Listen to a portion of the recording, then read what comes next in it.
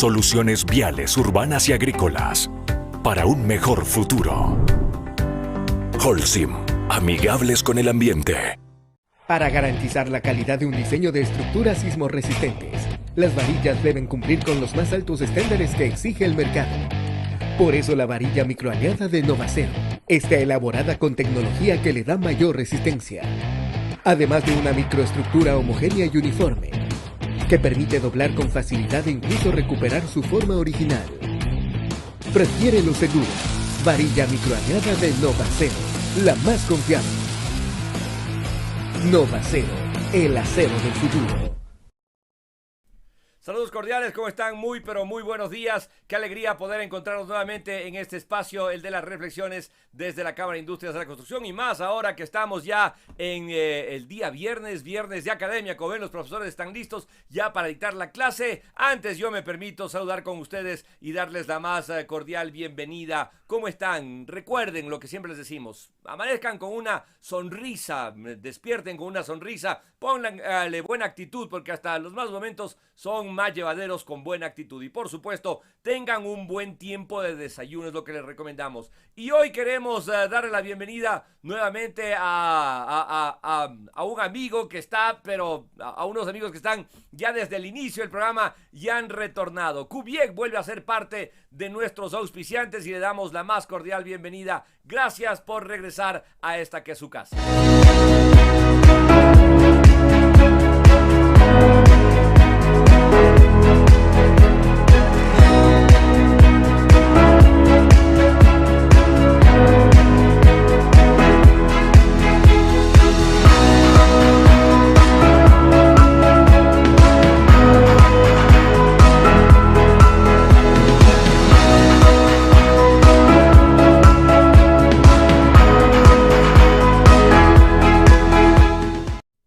Kubiek, más que buen acero, vuelve a ser parte de nuestros auspiciantes y por supuesto estamos muy alegres de poder contar con ellos también el día de hoy. Así que bienvenidos nuevamente a nuestros amigos de Kubiek a este espacio, el de las reflexiones desde la Cámara. Gracias por acompañarnos y por creer en este proyecto que tiene ya 295 programas, imagínense ustedes. Ok, vamos ahora sí, abriendo la pantalla para saludar con Juan José Recalde, con Juan Carlos Pantoja, que nos acompañan. ¿Cómo estás? Primero voy a saludar, perdónenme, con Juan Carlos Pantoja, quien es nuestro invitado especial el día de hoy. Hoy vamos a hablar algo de sismos. ¿Cómo estás? Solo saludo primero contigo, Juan Carlos. ¿Cómo estás? Buenos días, ¿cómo te va?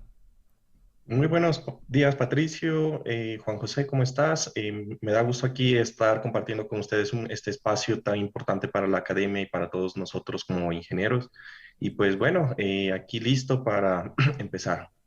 Perfecto. Y saludamos también con Juan José Recalde, quien es nuestro anfitrión principal y pues ya es de la casa. Qué gusto poder contar contigo, Juan José. ¿Cómo estás? ¿Cómo te va en este día? Y al pasar contigo también, ya te dejo al control de lo que es esta tarea de saber algo más sobre nuestro invitado y por supuesto el tema que vamos a tratar. ¿Cómo estás, Juan José? Buenos días. Hola Patricio, buenos días. Buenos días Juan Carlos, buenos días con todos los seguidores que nos están acompañando a través de las redes sociales de la Camicom. Muy gustoso, con mucho gusto de estar aquí acompañándoles nuevamente en el Viernes de la Academia. Agradecer a los auspiciantes de este espacio y tengo el gusto de presentarles el día de hoy al ingeniero Juan Carlos Pantoja. Juan Carlos es profesor de la Universidad San Francisco de Quito en la carrera de Ingeniería Civil, en la rama de Ingeniería Estructural. Juan Carlos es ingeniero civil por la Universidad de Nariño y tiene una maestría en Ciencias en Ingeniería Civil por la Universidad de los Andes en Colombia. Sus intereses son la ingeniería sismorresistente y dinámica estructural, evaluación sísmica de estructuras existentes, peligro y riesgo sísmico, mitigación del riesgo sísmico, normativa sismorresistente y dispositivos de disipación de energía. Juan Carlos hoy día nos va a hablar sobre la vulnerabilidad sísmica del Centro Histórico de Quito, un tema bastante interesante e importante para la ciudad. Con lo cual, Juan Carlos, te dejo el espacio a ti, bienvenido. Bueno, muchas gracias, Juan José. Entonces voy a empezar a compartir. Denme un segundo.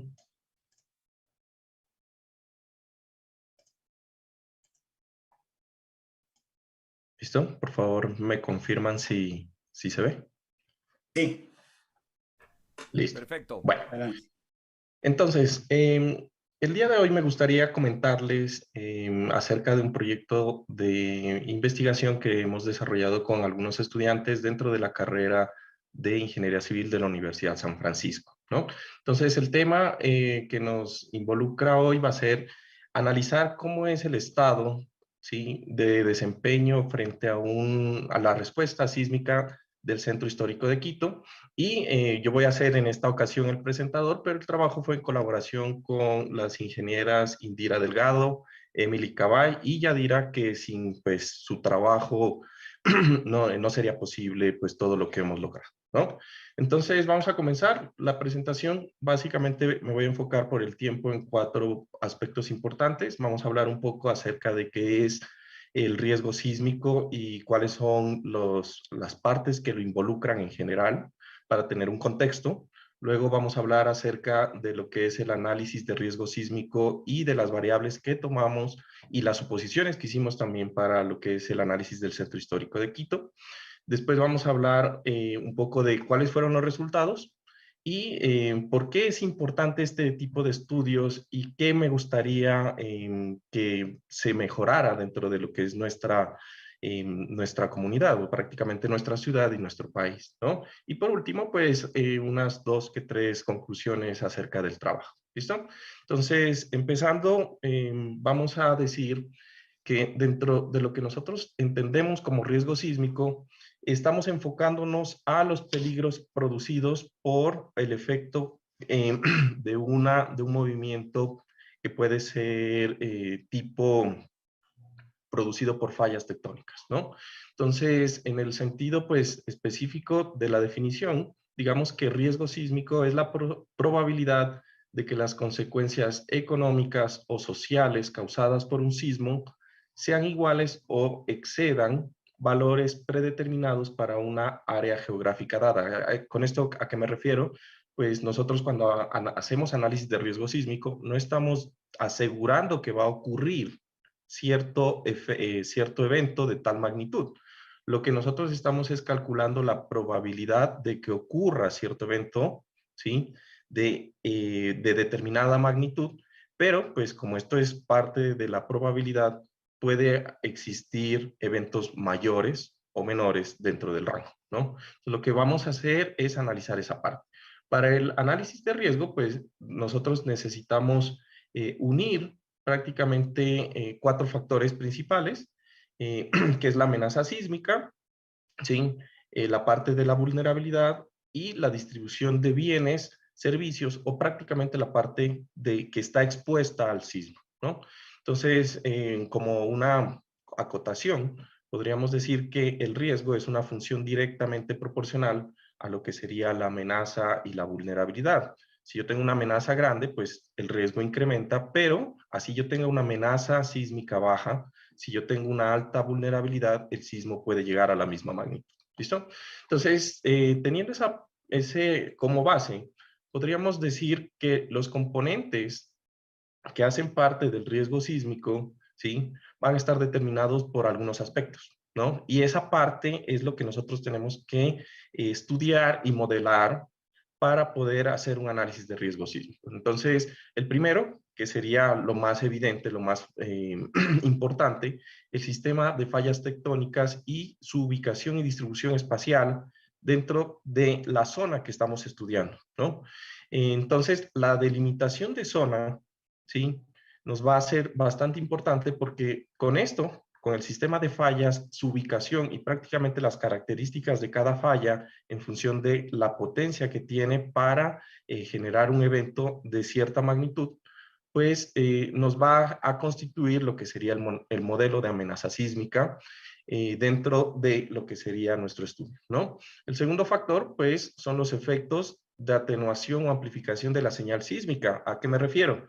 Nosotros estudiamos o sabemos que prácticamente las fallas tectónicas se producen a nivel de roca, ¿sí? Sin embargo, pues debido a la distribución espacial de la corteza terrestre, pues por encima de la roca donde se produce el movimiento o la ruptura, nosotros vamos a tener un suelo. El suelo es es una estructura prácticamente que tiene masa y por lo tanto tiene también rigidez, y debido a que tiene esos dos factores, tiene un periodo y funciona como un filtro, ¿no? Que puede aumentar o disminuir el movimiento inicial que se produce en la zona de ruptura.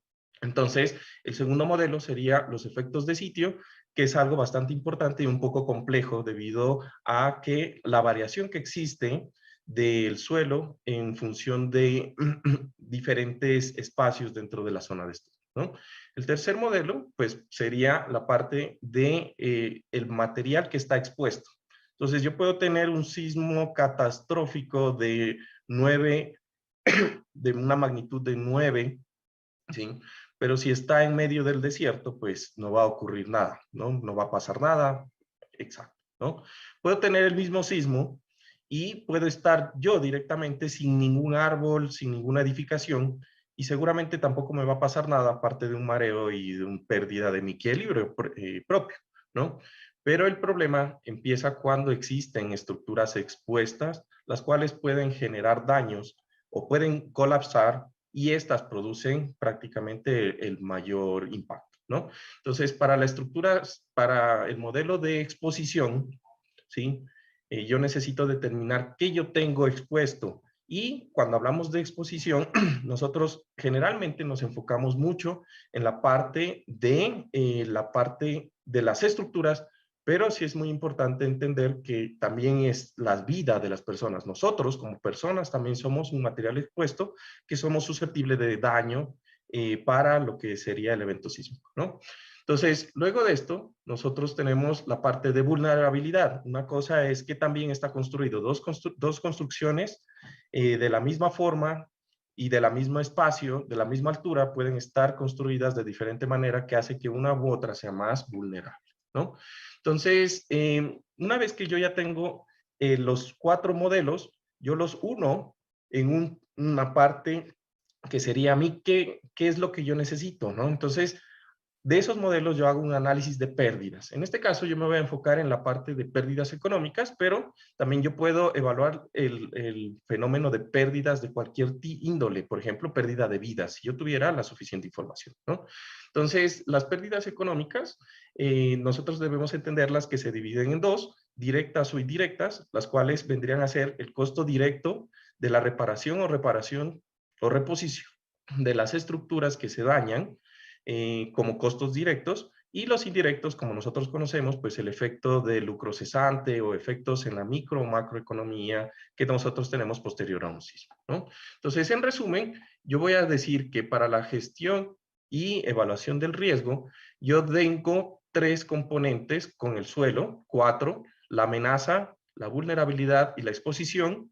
Con esto yo determino el daño y estimo lo que serían las pérdidas económicas y humanas. Pero pues a mí no me interesa realmente qué es lo que yo no necesito saber a la larga como académico, pues bueno, ¿qué pasa si yo tengo un nivel de pérdidas económicas? Lo interesante de todo este trabajo es, bueno, como tomador de decisión, o sea, una persona que sí puede cambiar normativas, ser estricto, o sea, los entes municipales o estatales, pues, ¿qué pueden hacer con esto? Pues ahí vamos a hablar un poco al final de lo que sería el ordenamiento territorial, cómo pueden medir la prevención y mitigación para este tipo de desastres, y lo más importante en lo que me voy a enfocar, que sería la parte de la protección financiera, ¿no? Cómo podemos crear una barrera para esta parte. ¿Listo? Entonces, una vez que empezamos con ahí, vamos a empezar qué hicimos nosotros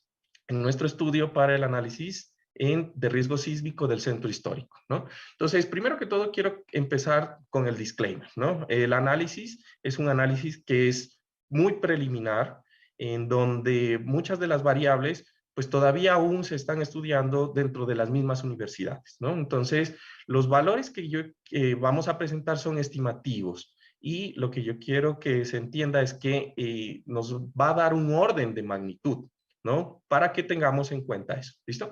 Entonces, dentro del modelo de exposición, ya concretamente vamos a decir que contempla todo lo que son los elementos expuestos, como lo dijimos antes, pero se compone de la siguiente información, ¿no? Entonces nosotros necesitamos la ubicación geográfica de la edificación, ¿no? También necesitamos identificar o caracterizar las propiedades de las estructuras que producen la vulnerabilidad de cada estructura, ¿sí? Y también nosotros debemos estimar otra cosa importante que es, bueno, ¿cuál es la interacción del elemento con su entorno social, ambiental o económico? Por ejemplo, ¿cuál es la interacción o la importancia que tiene un hospital a diferencia de una zona residencial o de un colegio, etcétera? Entonces, toda esa parte va en el modelo de exposición. Para el modelo de exposición en este trabajo, nosotros trabajamos o colaboramos con la Universidad Católica y conjunto con los estudiantes hicimos un análisis de 101 manzanas que componen el distrito, el centro histórico de Quito. Analizamos más de 2.000 estructuras. Sin embargo, aquí también quiero ser muy claro en que nosotros, después de analizar todo ese poco de estructuras, solamente escogimos 1.183, que corresponden a las edificaciones que son residenciales de uso mixto o comercial, nada más. Todo lo que es patrimonial, todo lo que es estatal, lo dejamos por fuera debido a que ellos necesitan unas métricas de estimación de vulnerabilidad distintas y mucho más complejas de analizar, ¿no? Entonces, para estas estructuras analizamos una serie de propiedades en las cuales pues está la ubicación geográfica, el número de pisos y el sistema de resistencia a cargas laterales.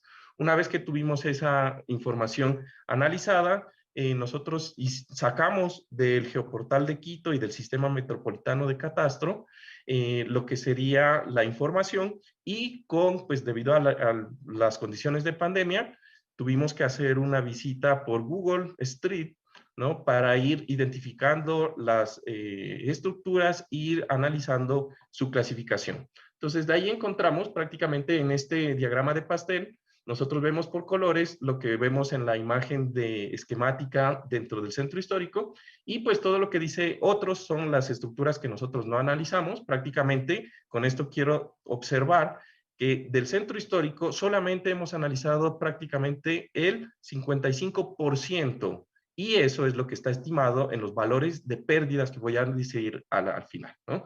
Entonces, con esto, nosotros hicimos la caracterización entre materiales de construcción en la parte izquierda, también el sistema de resistencia a carga lateral, en donde vemos que prácticamente el 68% nosotros tenemos en el centro histórico de las estructuras analizadas, que son sistemas de muros que pueden ser sistemas de edificaciones de muros de adobe o muros de ladrillo de mampostería confinada o pésimamente confinada, que es lo que tradicionalmente construimos, ¿no?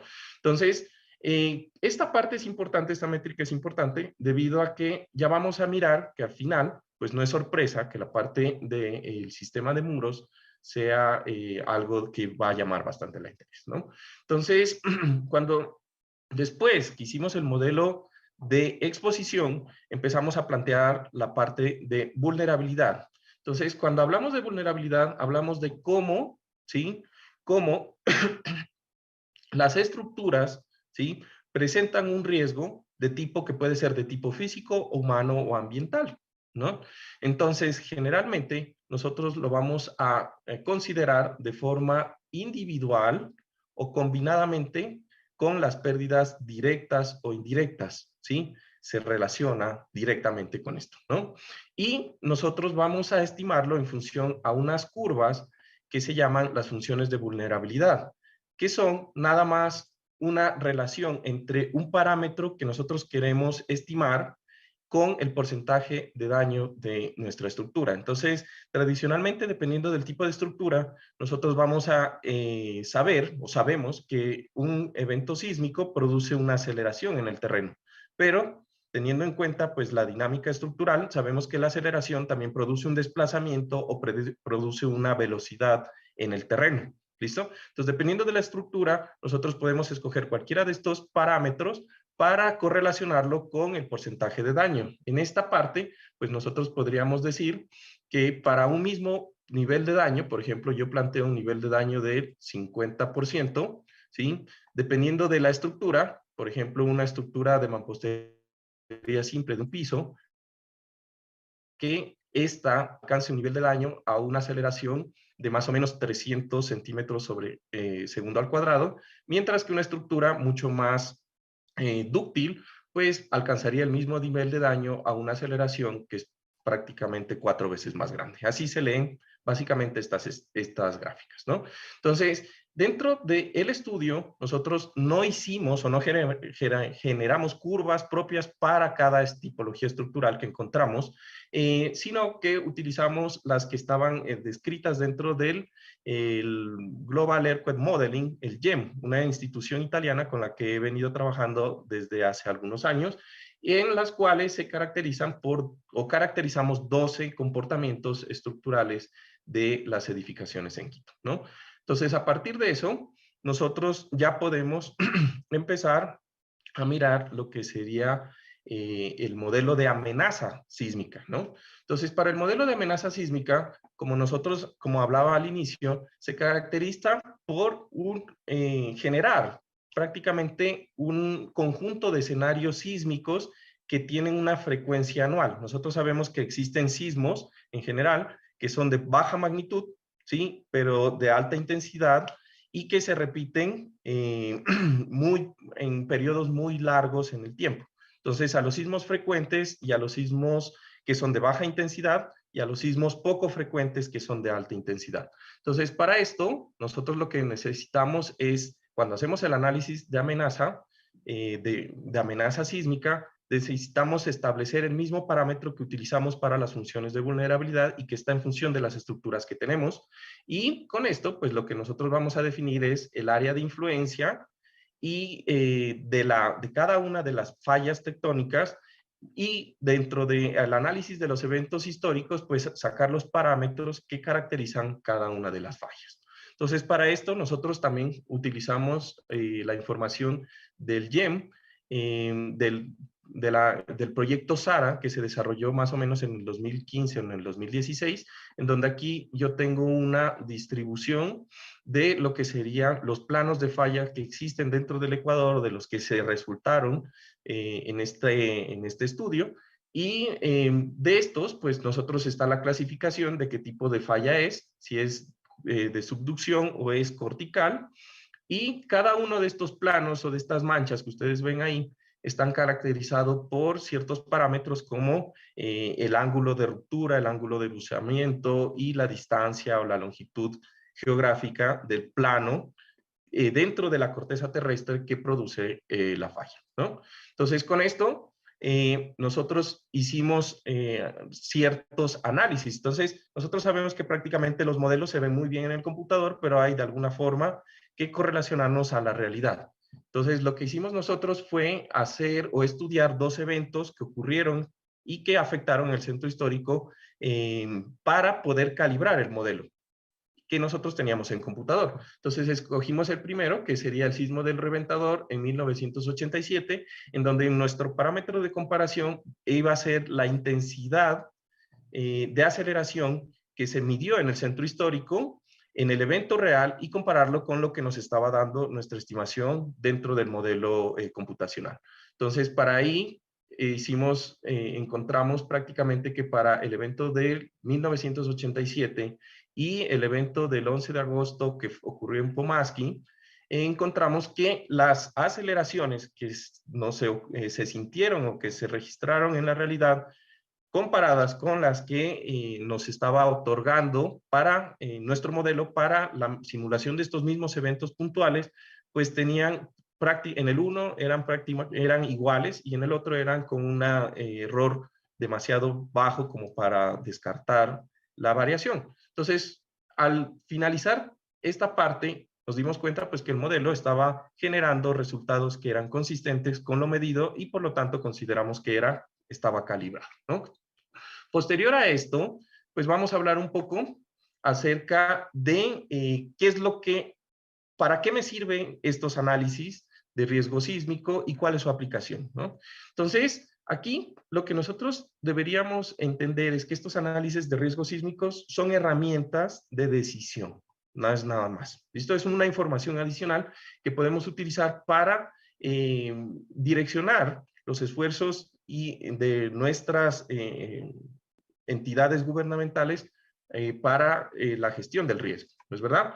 Entonces, cuando nosotros hablamos de planificación territorial, digamos que el principal objetivo es darles a los tomadores de decisión herramientas para planificar, pero más importante, regular la infraestructura física de las ciudades, ¿no?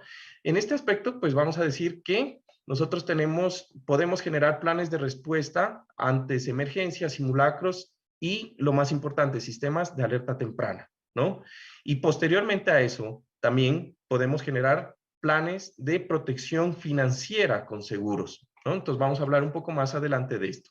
Entonces, como resultados del estudio, nosotros, el modelo, lo que nos abarca es las pérdidas económicas estimadas por año para cada una de las edificaciones que están dentro del análisis, y pues podemos ver que dentro de la gama de colores, los colores más, digamos, más amarillos, pues son las edificaciones puntuales que se estima tengan mayores pérdidas. Pero esto realmente no es muy importante, sino cuando yo cojo y sumo las pérdidas totales que se espera dentro de un periodo de años, ¿no? Entonces, para esto, aquí yo tengo una gráfica en donde tenemos el periodo de retorno, ¿sí? Y el valor esperado obtenido para las pérdidas del 55% de las estructuras que conforman el centro histórico. Súper importante, no es ni siquiera todo el centro histórico, ¿no?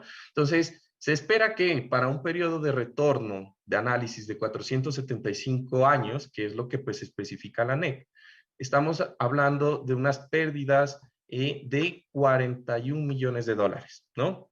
Recuerden, nuevamente, pérdidas, estamos hablando de números, órdenes de magnitud, ¿listo? De aquí, también quiero que se tenga en cuenta, pues, de que estas pérdidas económicas fueron calculadas teniendo en cuenta valores de las edificaciones de catastro, ¿sí? O sea, solamente es la parte del catastro, sacamos la información del sistema de catastro de cuánto valen las edificaciones. No hemos entrado más en detalle en eso y también quiero hacer esa disclaimer, ¿no? Entonces, ¿para qué me sirve este número? ¿Listo? Entonces, prácticamente de este número yo puedo decir y puedo estimar más allá y puedo mirar que dentro de la clasificación de estructuras, aquí está en código, por supuesto, lo más importante es que podemos mirar que prácticamente más del 50% de las pérdidas en ese periodo de retorno se producen por todas las estructuras que son principalmente estructuras hechas de adobe, con muros de adobe, y las estructuras que tienen muros convencionales, ¿no? Entonces, ahí hay algo que yo ya puedo plantear. ¿Cómo yo puedo proteger? ¿Cómo puedo reducir el riesgo? Pues fácil, hago un programa de reforzamiento estructural para este tipo de edificaciones y con eso, pues empezar a mejorar el comportamiento del centro histórico dentro de lo que sería la amenaza o riesgo sísmico, ¿no? Ahora, ¿qué pasa una vez que yo tengo esta información? Pues bueno, puedo generar estrategias de mitigación desde las entidades estatales. Entonces, yo debo hacer planes. El riesgo sísmico es inminente, o sea, va a ocurrir. No sabemos si hoy, mañana, de aquí a 10 años, el periodo de retorno de 475 años, ¿sí? No quiere decir que desde hoy van a haber 475 años y va a ocurrir el sismo. Quiere decir que estamos en una ventana de tiempo que pudieron haber ocurrido 474 años ya y ocurre el sismo el próximo año. ¿Listo? Entonces, aquí hay una gráfica en donde prácticamente en función de la frecuencia de los sismos, frecuencias altas, ¿sí? O sea, sismos de baja magnitud o frecuencia baja, o sea, sismos fuertes, se plantea cómo debería generarse las estrategias de mitigación para el gasto público que va a incurrir pues el municipio cuando ocurran este tipo de eventos, ¿no? Entonces, esta es una estrategia en donde yo tengo diferentes formas de financiarme, lo que serían las reservas propias del municipio, créditos, seguros y lo que serían asistencias internacionales que vimos que ocurrieron cuando hubo, por ejemplo, el sismo del 16 de abril, ¿no? Entonces, en esta parte, esta gráfica me parece bastante importante porque nos habla ya de que uno debe prepararse, y ya el municipio debe estar preparado para mitigar y poder aplicar los recursos lo suficientemente rápido cuando ocurran estos sismos de alta magnitud. ¿Lo estamos? ¿Ya estamos preparados? Esa es la primera inquietud. Acá tengo otra gráfica en la cual tenemos la parte de la participación ciudadana, y cuando nosotros hablamos de una estrategia de mitigación, pues es asegurar. Nosotros aseguramos el carro, a veces aseguramos el teléfono en vista de una pérdida, un robo, lo que sea. ¿Por qué no aseguramos la casa? ¿No? Y cómo esto puede ayudar a la parte de la mitigación del riesgo. Entonces aquí, digamos que esta gráfica es una encuesta que se hizo en Bogotá, en donde a los ciudadanos les preguntaron dentro de sus planes, Bogotá, el Distrito Capital, planteó sacar un seguro para toda la ciudad, en donde año a año toda la comunidad, mediante el catastro, pagara este seguro, ¿no? Para, pues, en caso de un evento sísmico, tener ese otro colchón de seguridad para la mitigación de estos daños, ¿no? Entonces, en esta encuesta, nosotros lo que vemos básicamente es cuál fue la respuesta a la pregunta de que si querían pagar ese seguro, y vemos que prácticamente en el esquema de colores, pues es muy baja las personas que dicen sí, definitivamente lo voy a adquirir en Bogotá. Y eso es una constante. A la gente no le gusta pagar, no se da cuenta de que, ¿no? No se da cuenta de que las pérdidas económicas son bastante importantes. ¿Listo? Entonces, como conclusiones, voy a terminar con 3. La conclusión principal, pues el 80% de las pérdidas estructurales corresponden a estructuras de adobe en el centro histórico residencial, ¿sí? En donde el sistema de carga lateral, pues son muros que no son dúctiles. Una cosa que tenemos que hacer, ya empezar a hacer planes de reforzamiento para este tipo de estructuras. Segundo, dentro del estudio, nosotros nos hemos topado con muchos problemas. Yo creo que una conclusión que hemos sacado de este estudio es que se requiere una mayor cooperación entre las entidades que mantienen la información que se requiere para hacer este tipo de análisis. Ecuador carece de bases de datos de acceso libre, de información pública, ¿no? Entonces, como se dieron cuenta, básicamente la información que se requiere para hacer esto no es nada más que análisis de ubicación de estructuras, evaluación de costos, la parte del sistema de fallamiento de las estructuras. Y eso está todo en bases de datos que lo mantiene el Instituto Geofísico, que lo mantiene el municipio, que no se da apertura, no se permite, no se comparte. Entonces, todo lo que nosotros pudimos lograr de información, pues fue con las uñas, ¿no? Eso es otra cosa que me queda de conclusión. Y por último, pues de los resultados de este estudio, la idea es entender que los tomadores de decisión, personas que pueden legislar y pueden regular, se sensibilicen y formulen planes de contingencia, ¿no? Más vale la seguridad que la policía, ¿no? Entonces, en este caso, nosotros debemos prepararnos para este tipo de cosas, ¿no? Entonces, esas serán mis conclusiones. Aquí les dejo una parte de mis contactos, si tienen de pronto preguntas o necesitan la presentación, yo la puedo compartir, no hay ningún inconveniente. Ahí están los códigos QR para que puedan acceder directamente con el lector de su teléfono, ¿no? Muchas gracias. Magnífico, Juan Carlos, esta presentación, y por supuesto ya vamos a seguir con las preguntas, pero volvemos en un instante nada más porque tenemos estos anuncios comerciales para compartir con ustedes. Volvemos al instante.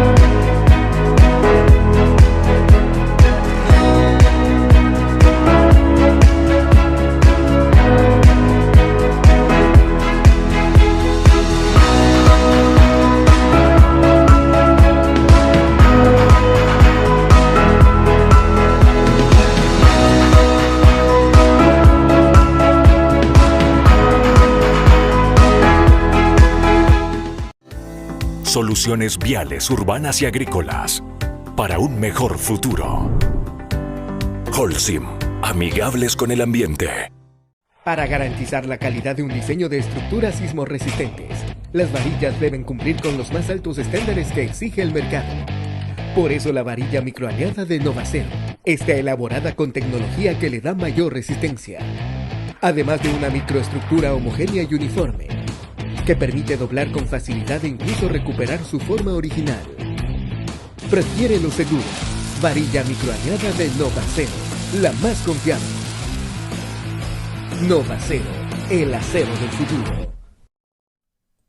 Bien, volvemos para recordarles que 5 minutos es lo que te toma ser socio de la Cámara de Industrias de la Construcción. Te estamos esperando ya. Ven ahora, si eres estudiante de los últimos años ya de ingeniería, de arquitectura, por favor, ven. Puedes ser socio estratégico de la Cámara y recibir los beneficios que tenemos para ti. Circula libre en la ciudad con tu carnet de la Camicom, por ejemplo, para las actividades productivas. Además de eso, atención médica preferencial en la Cruz Roja, soporte técnico, asesoría legal, todo lo que tenemos para ayudarte a que tu día a día sea mucho mejor. Te estamos esperando nada más en 5 minutos, eso es lo que te toma. El saludo cordial para Fausto Tituaña, a Zimbaya, para Iván Zanango, para Fernando Nieto Medina. En el YouTube también saludamos con Patricio Herrera, que está allí. También con Patricio Vaquero, que está también. Así que saludos cordiales para ustedes que están siguiéndonos en este espacio. Gracias por compartir con nosotros. Volvemos a nuestra pantalla lateral y por supuesto es el momento de Juan José para las preguntas, para ir profundizando estos temas que vimos en nuestra primera media hora. Por favor, Juan José, tú tienes la palabra. Gracias, Juan Carlos, por tan excelente presentación, muy interesante todos los resultados presentados. Y también felicitarte a ti y al equipo, al grupo investigador por este estudio, ¿no? Es muy, muy importante para la ciudad declarada Patrimonio Cultural de la Humanidad y poder entender la vulnerabilidad que tenemos y estos riesgos sísmicos para que los tomadores de decisión puedan realizar políticas y poder estar protegidos ante estas eventuales amenazas que nosotros tenemos. Muy interesante también el tema de la cantidad de residencias que son construidas con muros, ¿no? Con adobe y con muros de ladrillo, me imagino. Donde tienes en tus conclusiones un 80% de estas estructuras. Y me imagino que eso es en muchos de los centros históricos de la región andina y de Sudamérica, también en Colombia. No sé, de tu experiencia en temas de rehabilitación, de reforzamiento estructural, ¿qué es lo que sugerirías? ¿Qué tipo de técnicas son las que se utilizarían como para poder hacer un reforzamiento a este tipo de estructuras? Bueno, dentro de la parte del sistema constructivo, el problema del adobe, más que todo es su comportamiento bastante frágil, no dúctil, ¿no?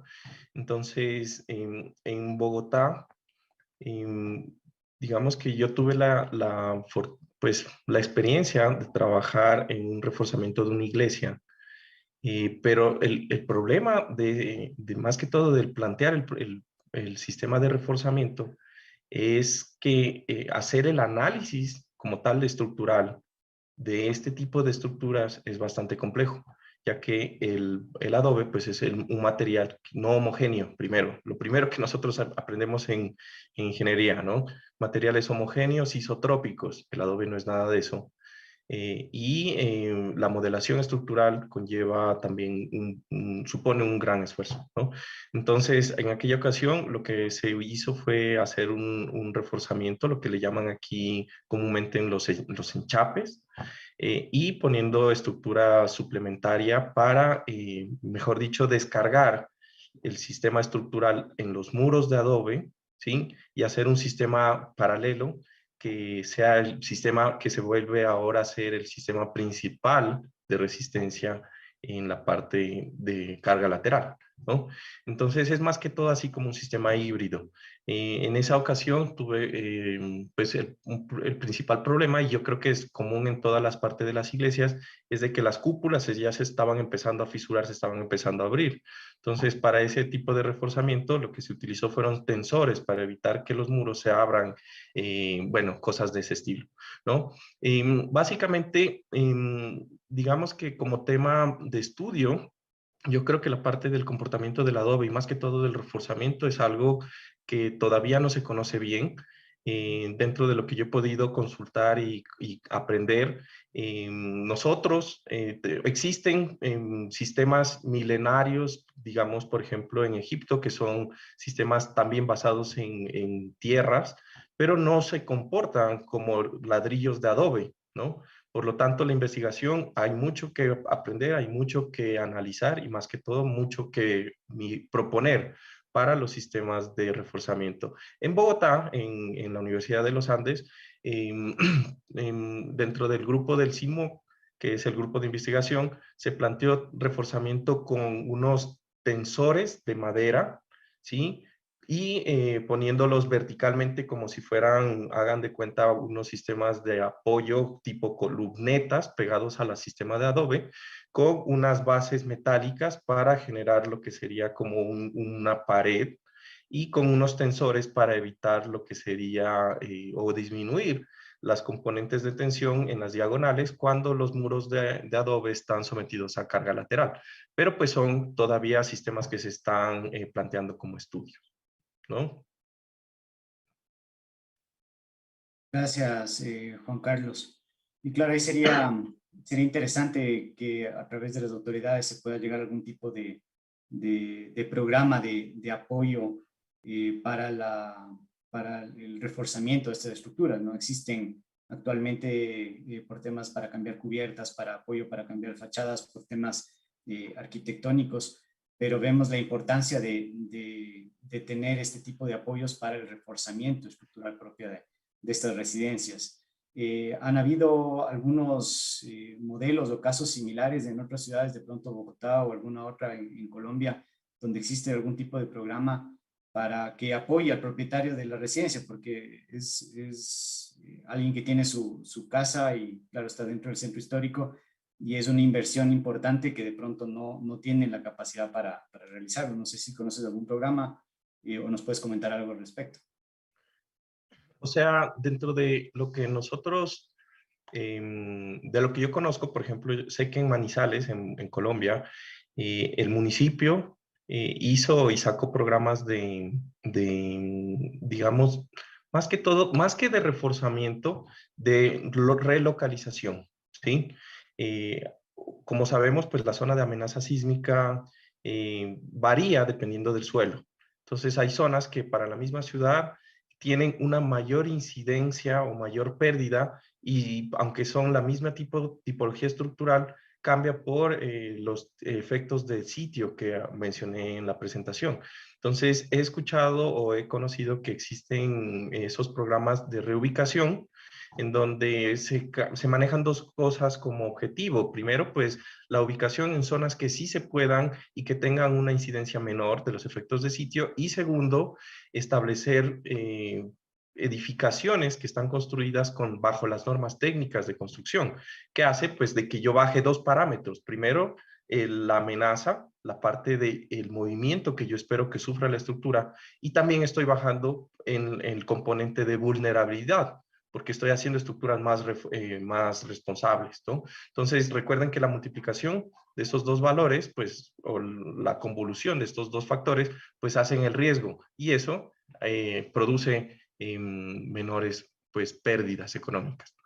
Por el momento, más que todo, lo que yo me he enterado es también en Cali y en Bogotá, los planes que les mencionaba al final de la presentación, en donde pues la ciudad lo que está haciendo es preparándose con la parte de cuestión de seguros, ¿no? Seguros y reaseguros, que se llaman. Son técnicas en las cuales dentro del análisis de pérdidas económicas, yo puedo saber o estimar, digamos, que yo voy a tener una pérdida de 41 millones de dólares, como hablábamos en ese momento. Entonces, pero ¿qué se hace? Pues se contrata con una entidad que generalmente son externas al país, ¿sí? Aseguradoras ya de mucho peso, en donde se paga una prima anual, como la prima del carro, en donde se asegura la ciudad o pues lo que serían en este caso las edificaciones, ¿no? Se de programas también que justamente en el caso de Bogotá, en donde una de las estrategias del distrito metropolitano fue generar planes para mitigar y lo que serían los estratos vulnerables. En Colombia nosotros tenemos la parte de estratos, en donde se mide el nivel socioeconómico en función a un número. No estoy de acuerdo, pero bueno, eso ocurre. Y ahí prácticamente se hicieron programas para tratar de disminuir su vulnerabilidad en los estratos 1 y 2, que son pues personas de bajos recursos, generalmente que viven en zonas de invasión, que son con casas pues de estructuras mixtas, a veces ladrillo, a veces madera y cosas, sin falta o sin supervisión técnica. Y pues este tipo de planes son los que yo he conocido.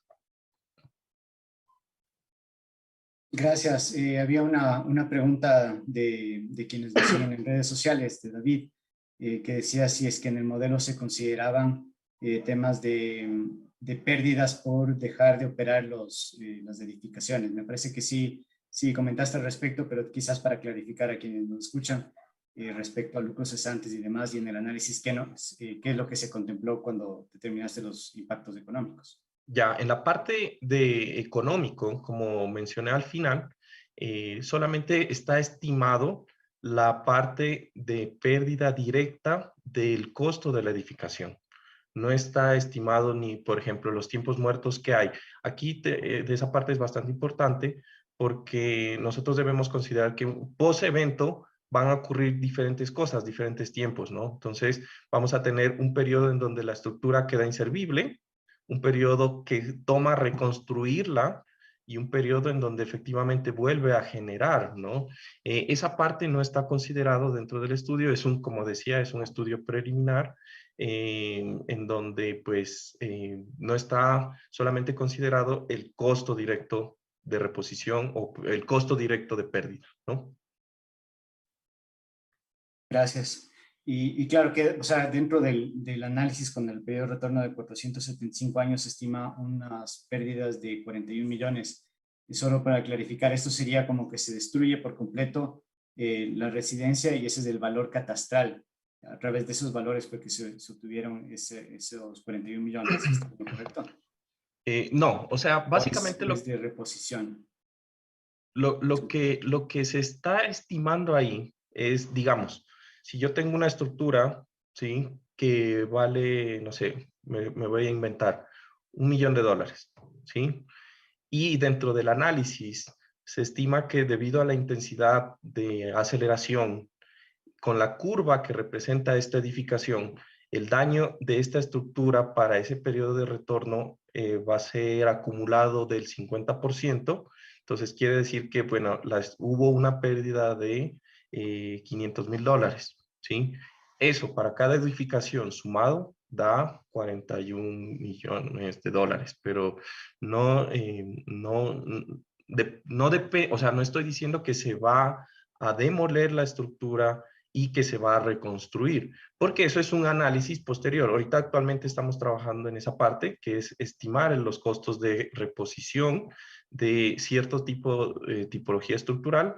Y bueno, dentro del modelo, ustedes se dan cuenta pues de que cuando yo presenté las curvas, nosotros hicimos el análisis solamente con 12 tipologías estructurales que son tomadas del IEM, ¿no? Sin embargo, pues el análisis se puede refinar tanto que usted puede tener una curva para su propia casa, que es lo que debe hacerse, por ejemplo, para estructuras como las estructuras patrimoniales, digamos, la Basílica del Voto Nacional. Esa estructura va a tener una curva solamente, una función solamente para ella, porque no hay más en Quito o en el mundo, ¿no?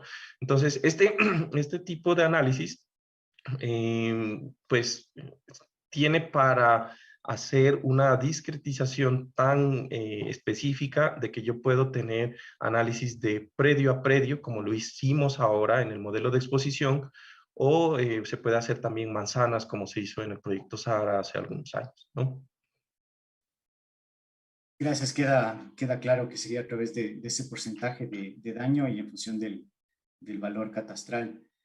Convérsanos un poco respecto a, veíamos que las estructuras de muros no son tan dúctiles como podrían ser otras estructuras. Y de tu experiencia, o coméntanos un poco respecto a las estructuras de mampostería confinada que eh, se ha incentivado el uso de ese tipo de estructuras justamente por temas sísmicos, pero quería ver cómo se comportaría una estructura con mampostería confinada como una alternativa para construcción de viviendas de hasta 2 pisos, por ejemplo. Ya, digamos que ahí, justamente en el análisis, la parte de la mampostería que nosotros mirábamos, todos los sistemas basados en muros, dentro del estudio resultaron con daños bastante altos, ¿no? Entonces, ¿cuál es mi concepto? Yo creo que el sistema de mampostería confinada es un sistema adecuado, ¿sí? Siempre y cuando se haga y se supervise dentro de todas las normas técnicas. Y ahí va el problema, ¿no? Entonces, nosotros sabemos que el proceso del confinamiento de la mampostería requiere un orden de construcción, cosa que generalmente no se respeta. Se necesita también unos detallamientos estructurales de los elementos de refuerzo que van dentro, incrustados dentro de la mampostería, cosas que tampoco en muchos casos se respeta. Y también se necesita que el sistema como tal pues tenga un sistema de piso adecuado que haga que el sistema sea un sistema dúctil a desplazamiento lateral. En general, nosotros como ingenieros sabemos que los sistemas de mampostería son sistemas rígidos, ¿no? En donde pues aceptan bajos niveles de deformación y eso es debido a su propia rigidez. Hay estrategias que se pueden utilizar para lograr un poco mayor o admitir mayores desplazamientos laterales, ¿sí? Pero nosotros debemos considerar pues de que en general los sistemas basados en muros son sistemas en los cuales el muro es poco dúctil al desplazamiento lateral, en este caso, ¿no? De sistemas de adobe y sistemas de mampostería confinada. Entonces, yo creo que para sistemas de 1, 2 pisos está adecuado. En Bogotá tuve la experiencia de construir sistemas de mampostería de otra clase, que son mampostería reforzada, en donde los sistemas de mampostería reforzada es otra historia. Yo puedo lograr tranquilamente edificios de 5 pisos, ¿no? Con mampostería reforzada, pero ahí es el cambio del paradigma, ¿no? El sistema de mampostería reforzada ya incluye que el bloque es un bloque especial de una resistencia normada, muy superior a los bloques convencionales, en donde aparte no existen vigas, no existen columnas de hormigón, o viguetas o columnetas de hormigón, y dentro del sistema de mampostería yo tengo el refuerzo que esperaría y conformo sistemas de columnas o vigas con elementos de mampuestos especiales para este fin.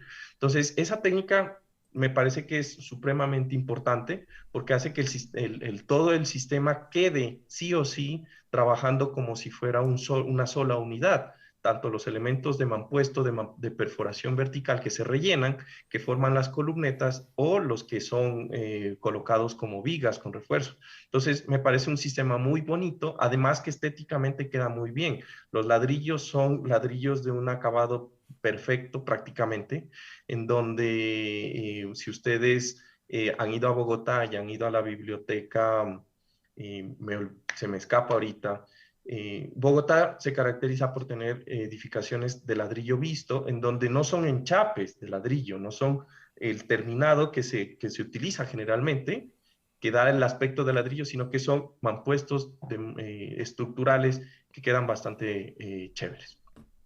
Muy bien, el tema da para muchísimo más, sin duda alguna, porque hablar de esto, de cómo reforzar, cómo cuidar las estructuras y sobre todo en los centros históricos como el de Quito, que es tan valioso, da para hablar muchísimo más. Lamentablemente el tiempo se nos ha acabado. El saludo para el Puyo, en donde nos están viendo. Un abrazo grande y por supuesto para todos quienes han estado con nosotros. Paso ya para el cierre. Quiero agradecerles, Juan Carlos, muchísimas gracias por haber compartido con nosotros esto y con seguridad te queremos comprometer, no será la última vez que estemos hablando de este tema en este espacio. Gracias, Juan Carlos, te dejo en tu despedida. Bueno, muchas gracias, Patricio, Juan José, como siempre un gusto compartir con ustedes. Lo único que pues me gustaría agradecer este espacio para compartir un poco el trabajo que se hace en la Universidad de San Francisco y en sus diferentes proyectos de investigación. Agradecer a las ingenieras Indira, Emily y Yadira, pues que ahora hacen parte de nuestro equipo de ingenieros civiles. Y pues incentivarlos a que podamos estar en un espacio en el cual tengamos la conciencia de que estos análisis sí se hicieron solamente para las estructuras residenciales. Quiero hacer notar, como para terminar, toda la parte histórica, toda la parte gubernamental no se tocó. Y bueno, ¿qué pasa si se llega a caer una iglesia? Eso pues es invaluable, ¿no? Entonces, esa parte llegarlo a las instancias superiores, a los tomadores de decisión y preguntarnos, ¿qué estamos haciendo? ¿Ya estamos listos? Esa sería la inquietud, ¿no? Muchas gracias. Muchas gracias a ti y por supuesto, Juan José, también paso para tu despedida. Muchísimas gracias por habernos acompañado. Gracias, Patricio. Agradecerte, Juan Carlos, por la presentación, por el tiempo de estar aquí. Agradecer a la Camicón por este espacio, a todos quienes han seguido a través de las redes sociales de la Camicón, a los auspiciantes y de parte de la carrera de Ingeniería Civil de la Universidad San Francisco de Quito, agradecer a todos por acompañarnos el día de hoy. Muchas gracias.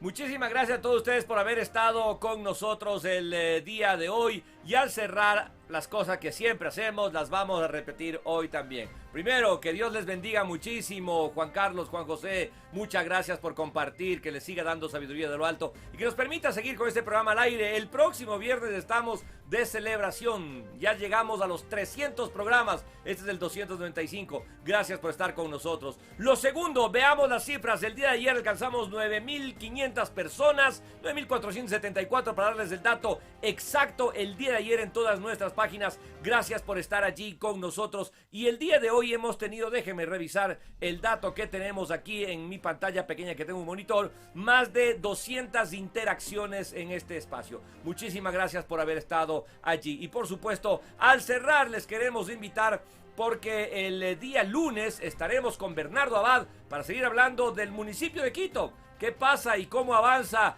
esto que se ha vuelto una verdadera historia? Ya hablaremos el lunes con Bernardo y nos contará. Muchas gracias, Juan José, muchas gracias, Juan Carlos, gracias por haber estado con nosotros. Y por supuesto, ya saben ustedes, yo soy Pato Carrillo y estoy siempre a sus órdenes. Nos vemos, como dicen, al ratito en las redes sociales. Cuídense mucho. Chau, chau.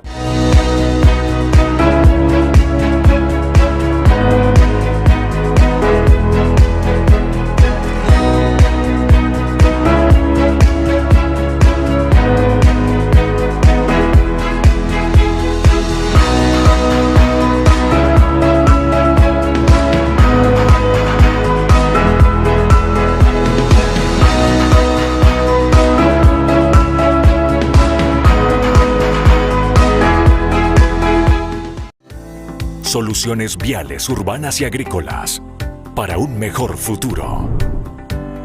Holcim, amigables con el ambiente. Para garantizar la calidad de un diseño de estructuras sismorresistentes, las varillas deben cumplir con los más altos estándares que exige el mercado. Por eso la varilla microaliada de Novacero está elaborada con tecnología que le da mayor resistencia, además de una microestructura homogénea y uniforme, que permite doblar con facilidad e incluso recuperar su forma original. Prefiere lo seguro. Varilla microaliada de Novacero, la más confiable. Novacero, el